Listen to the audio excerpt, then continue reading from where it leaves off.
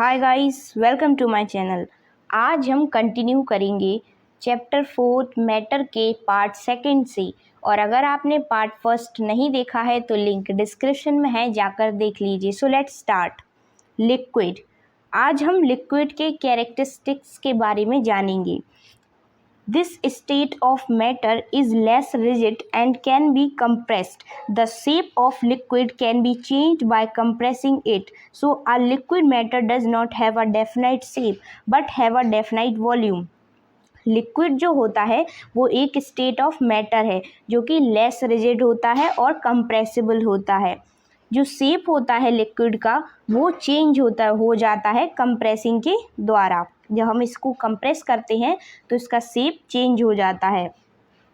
Liquid का shape नहीं होता, डेफिनाइट शेप नहीं होता, इसका ना ही डेफिनाइट वॉल्यूम होता है लेकिन डेफिनाइट शेप नहीं होता।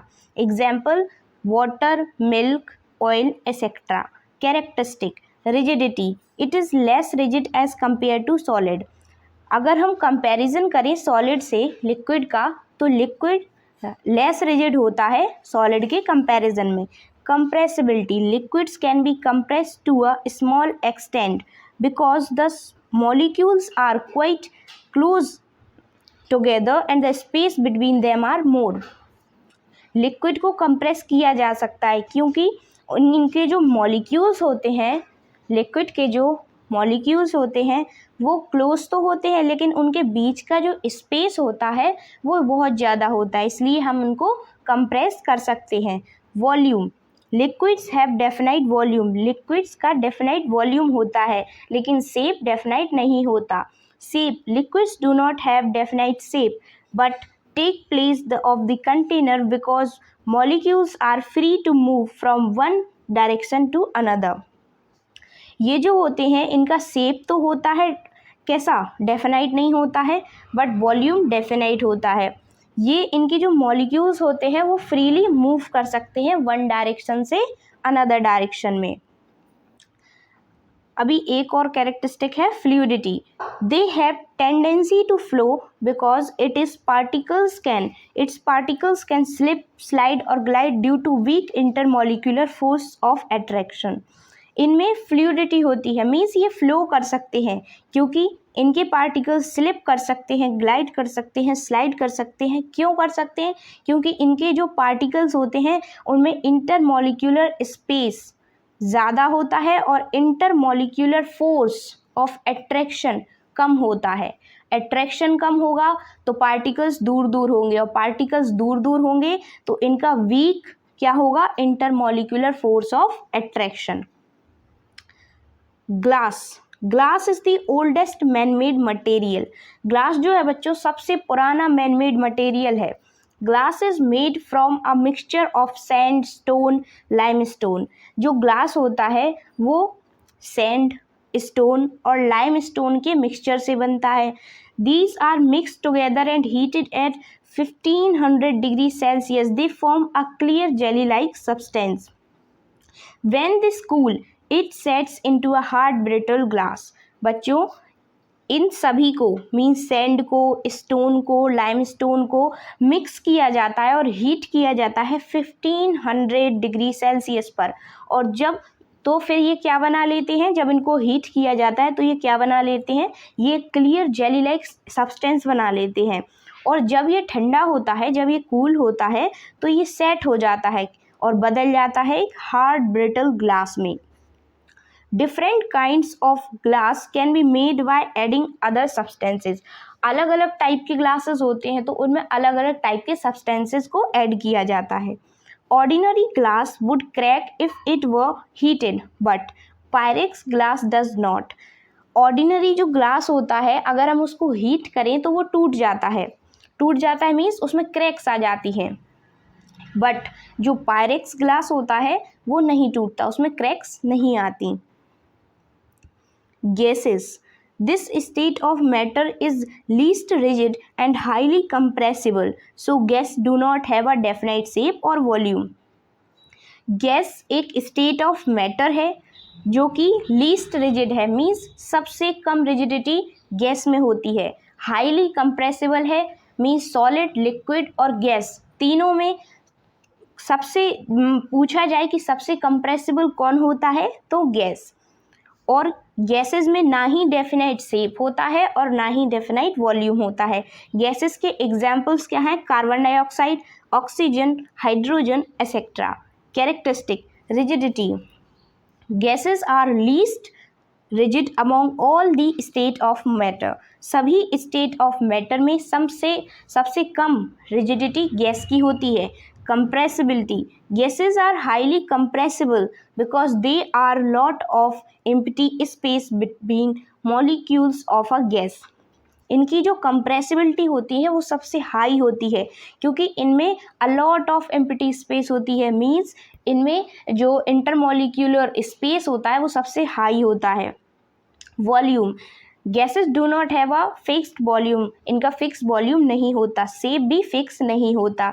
Gases do not have definite shape but take the shape of the container because the intermolecular space in gases are maximum and the intermolecular force of attraction is negligible, so the molecules moves freely all around in the closed container and fill the entire space। इनमें definite shape नहीं होता है, but अगर हम gases को fill करें container में तो ये कंटेनर का शेप ले लेती हैं क्योंकि इनमें मैक्सिमम क्या होता है? Intermolecular space.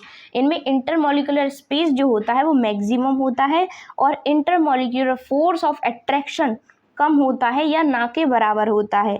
तो इनके जो पार्टिकल्स होते हैं, इनके जो मॉलिक्यूल्स होते हैं वो फ्रीली मूव करते हैं पूरे कंटेनर में। Fluidity, gases have maximum fluidity because the molecules of gases move freely।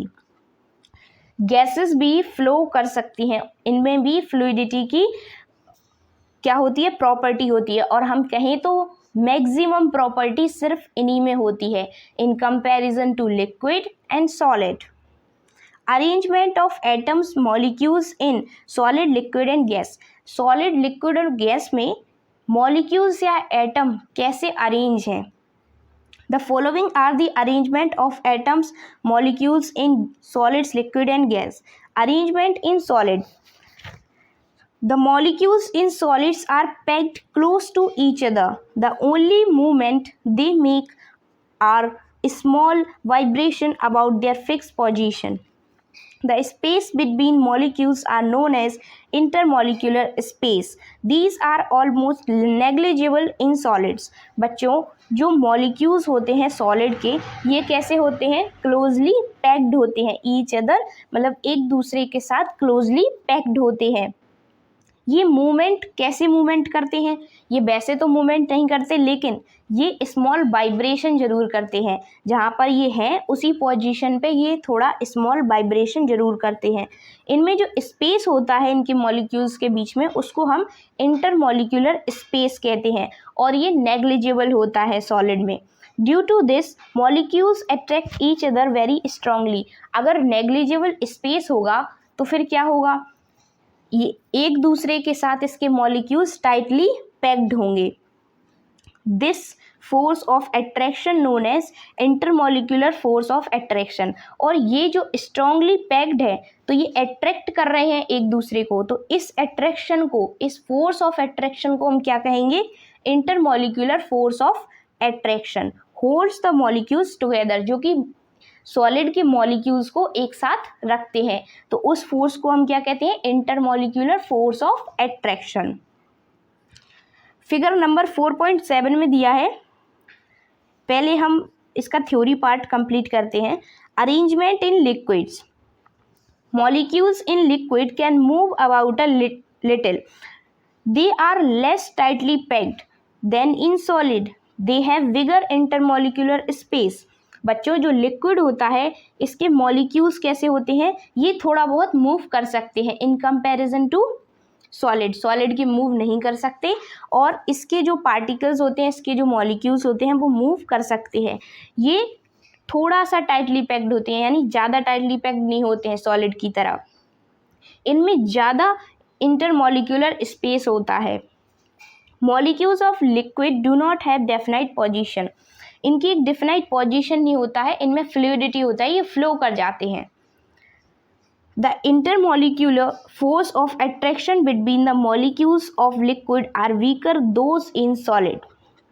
जो इंटरमोलिकुलर फोर्स ऑफ एट्रैक्शन होता है वो लिक्विड का थोड़ा वीक होता है अगर हम सॉलिड के कंपैरिजन में देखें तो सॉलिड का सबसे हाई इंटरमोलिकुलर एट्रैक्शन होता है। अरेंजमेंट इन गैस, अब अरेंजमेंट जो मॉलिक्यूल्स और एटम्स हैं गैसेस में कैसे अरेंज है। The molecules in gases are far apart from one another. They have huge intermolecular space between them. There are almost no intermolecular forces of attraction holding them together. The molecules collide with each other and move in all direction. बच्चों जो molecules होते हैं gases के वो एक दूसरे से बहुत दूर दूर होते हैं। इनमें बहुत ज़्यादा क्या होता है, इंटरमॉलिक्यूलर स्पेस होता है और इनकी इंटरमॉलिक्यूलर जो फोर्स ऑफ अट्रैक्शन होती है वो बिल्कुल कम होती है या बिल्कुल नहीं होती है। इनकी जो इंटरमॉलिक्यूलर फोर्स ऑफ अट्रैक्शन होती है, एक दूसरे पार्टिकल्स जो होते हैं वो एक दूसरे के साथ अट्रैक्ट रहते हैं तो उनमें ना बिल्कुल नहीं होती है, negligible. Force collides with each other, इनके जो मॉलिक्यूल्स होते हैं वो एक दूसरे के साथ कोलाइड कर सकते हैं क्योंकि ये फ्रीली मूव कर सकते हैं ऑल द डायरेक्शन में। अब 4.7 में हम देख रहे हैं कि मॉलिक्यूल्स जो हैं वो टाइटली पैक्ड हैं, एक दूसरे के टाइटली पैक्ड हैं और इंटरमॉलिक्यूलर जो स्पेस है वो बहुत ही कम है और फोर्स ऑफ एट्रैक्शन बहुत ज़्यादा है। तो ये बात हुई सॉलिड की। लिक्विड की बात देखें हम तो जो हमारी फोर्स है वो इन कंपैरिजन टू सॉलिड थोड़ी कम है और जो फोर्स ऑफ अट्रैक्शन है वो कम है और इंटरमॉलिक्यूलर स्पेस जो है वो ज़्यादा है। और गैसेस में देखें अगर हम तो पार्टिकल्स आप देख रहे होंगे कितनी दूर दूर हैं, ये देखो यहाँ तो पार्टिकल्स दूर दूर है मींस इंटरमॉलिक्यूलर स्पेस बहुत ज़्यादा है और फोर्स ऑफ अट्रैक्शन बहुत ही कम है। ये हुई गैसेस की बात। Enrichment, behaviour of gases. All gaseous matter is made of constantly moving particles, atoms और molecules। जो गैसेस होती हैं, जो गैसियस मैटर होता है वो इनके जो पार्टिकल्स होते हैं वो कॉन्स्टेंटली मूव करते रहते हैं, फ्रीली मूव करते रहते हैं, एटम्स और molecules. An atom is one of the basic unit of matter and a molecule is the combination of atom. Atom जो होता है वो बेसिक यूनिट है मैटर की, मीन्स सबसे छोटी यूनिट क्या है मैटर की, एटम। और बहुत सारे एटम को मिलाकर एक मॉलिक्यूल बनता है, बहुत सारे एटम्स को मिलाकर एक मॉलिक्यूल बनता है। Gas particles move around in all direction. Gas जो पार्टिकल्स होते हैं वो सभी डायरेक्शन में मूव कर सकते हैं। Each moving gas particles crashes into a billion of other particles each second. हर एक सेकेंड में जो हर एक मूविंग गैस का पार्टिकल है वो क्रैश करता है बिलियंस ऑफ पार्टिकल्स को क्रैश करके जाता है। Gas particles crashing into the wall of this their container produce an effect called pressure. समझ लीजिए आपने गैस को एक कंटेनर में स्प्रेड कर दिया, अब क्या होगा कि जो गैस के पार्टिकल्स हैं वो तो मूव करते रहते हैं तो वो एक क्रैश करने की कोशिश करेंगे उसकी वॉल को, जो कंटेनर है उसकी वॉल को क्रैश करने की कोशिश करेंगे, बट जो कंटेनर की वॉल है वो भी हार्ड है, वो सॉलिड से बनी हुई है। तो इन दोनों के बीच में एक फोर्स, एक इफेक्ट प्रोड्यूस होगा जिसको कि हम क्या कहते हैं, प्रेशर। प्रेशर ऐसे ही जनरेट होता है। सो बच्चों आज के लेक्चर में बस इतना ही, आगे के लेक्चर में हम कंटिन्यू करेंगे। So stay happy, stay motivated and God bless you all. Have a nice day. Thank you.